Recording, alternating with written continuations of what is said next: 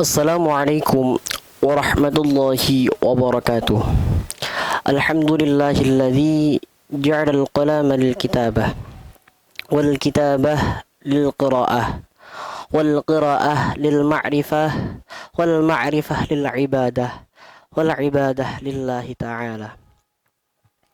Assalatu wassalamu ala asyrafil anbiya'i wal mursalin sayyidina wa maulana Muhammad wa ala alihi wa sahbihi ajma'in, amma ba'd. Pertama, marilah kita panjatkan puji syukur kehadirat Allah Al-Azizul Ghafur. Dengan alhamdulillah kita bertutur sebagai bukti bahwa hamba yang bersyukur. Salawat serta salam senantiasa tercurahkan kepada junjungan kita Nabi Muhammad sallallahu alaihi wasallam, yang mana telah membawa kita dari zaman kegelapan menuju zaman yang terang benderang, yaitu ad-dinul Islam. Teman-teman yang dirahmati oleh Allah Subhanahu wa taala, pada kesempatan kali ini izinkanlah saya memberikan sebuah kultum yang berjudul merefresh kebahagiaan di bulan Ramadan.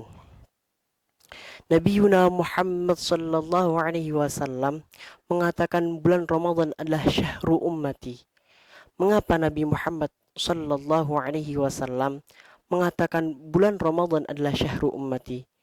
Dikarenakan pada bulan Ramadan amal-amal perbuatan umat-umat Nabi Muhammad dilipat gandakan.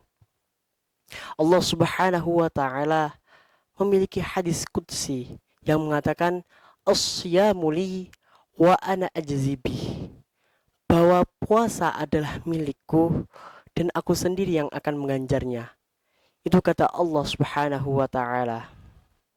Karena itu ketika kita berpuasa, kita tidak tahu amal kita dilipat gandakan seberapa banyak.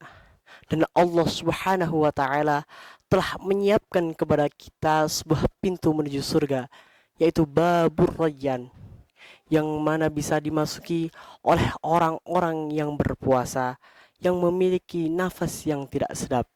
Oleh karena itu, ketika kita berpuasa, kita dimakruhkan untuk menggosok gigi ataupun bersiwak setelah zuhur. Teman-temanku yang dirahmati oleh Allah Subhanahu wa taala, di bulan Ramadan ini adalah waktu untuk merefresh kebahagiaan. Ada hadis mengatakan, lis-shaimi farhatani 'indal iftar wa 'indal liqa'i rabbi. Di dalam bulan Ramadan ini, orang-orang yang berpuasa memiliki dua kebahagiaan. Yang pertama adalah 'indal iftar, ketika berbuka puasa.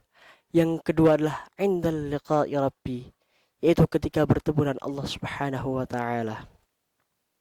Yang pertama adalah kebahagiaan yang bisa kita dapatkan di dunia, yaitu ketika kita berbuka puasa.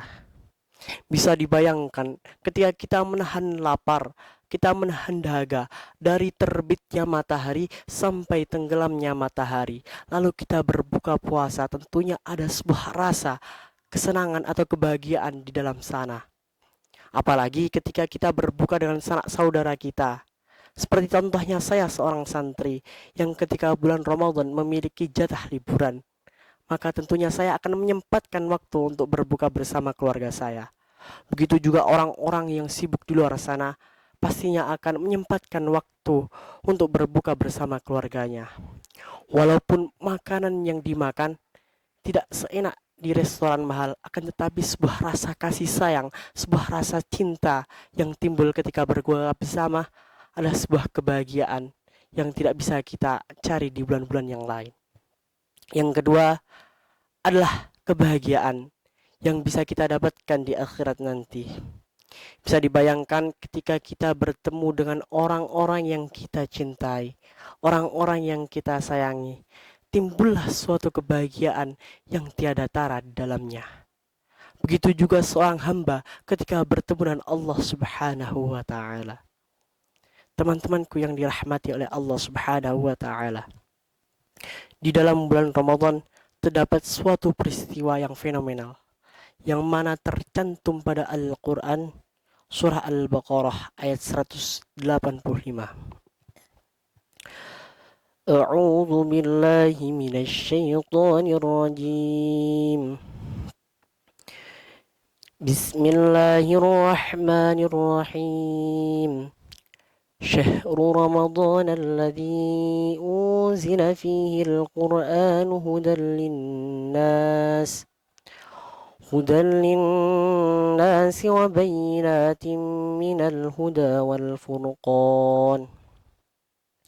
Bahwa di bulan Ramadan terdapat suatu peristiwa, yaitu turunnya Al-Quran. Al-Quran sebagai petunjuk bagi para manusia. Al-Quran juga menjelaskan petunjuk-petunjuk itu dan juga membedakan antara yang hak dan batil.